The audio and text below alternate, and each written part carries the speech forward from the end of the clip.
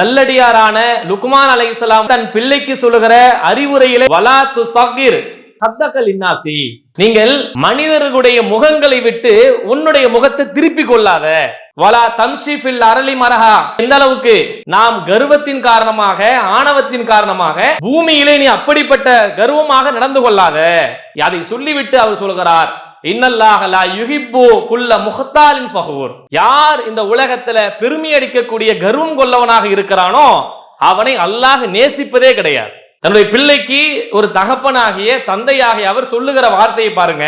நிறைய விஷயங்கள் உலகத்துல இருக்கிறது, நிறைய செய்திகளை அவங்க போதிக்கலாம். ஆனா அவங்க சொல்லுகிற ஏராளமான அறிவுரைகளை மிக முக்கியமா சொல்றாங்க, நீ உன்னுடைய முகத்தை மற்றவருடைய முகத்தை விட்டு நீ தூரமாக்கிக்காத, பூமியில கர்வமாக ஆணவமா நடக்காத. ஏன்னா கர்வமாக ஆணவமாக பெருமையாக நடக்கக்கூடிய யாரையும் அல்லாஹ் நேசிக்கவே மாட்டான். எவ்வளவு முக்கியமான ஒரு விஷயம் பாருங்க. ஏன் இவ்வளவு அறிவுரைகள்ல இதையும் அல்லாஹ் ரப்புல் ஆலமீன் சொல்ல வைத்து அதை நமக்கு பாடமாக ஒட்டுமொத்த கியாமத்து நாள் வரைக்கும் இந்த திருமறை குர்ஆனிலே இது விஷயமாக நாம் படிக்க வேண்டும், அதை புரிந்து கொள்ள வேண்டும், நடைமுறைப்படுத்த வேண்டும் என்ற ஒரு செய்தியை இறைவன் நமக்கு சொல்லி இருக்கிறான் என்று சொன்னால் எவ்வளவு ஆழமான கருத்து அதற்குள்ளே நுழைந்திருக்கிறது என்று சிந்திக்க கடமைப்பட்டிருக்கிறோமா இல்லையா?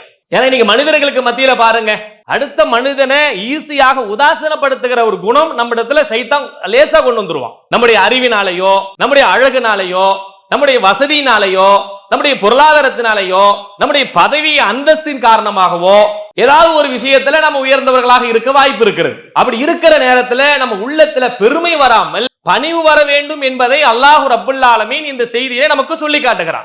யாருடைய உள்ளத்திலே கடுகளவு பெருமை இருக்கும் என்று சொன்னால் ரொம்ப பெரிய விஷயமெல்லாம் இல்ல, ஒரே ஒரு கடுகு எவ்வளவு சிறிதா இருக்குது, குட்டியா இருக்குது, அந்த கடுகை அல்லாஹ்வின் தூதர் ஸல்லல்லாஹு அலைஹி வஸல்லம் உதாரணம் சொல்கிறார்கள்.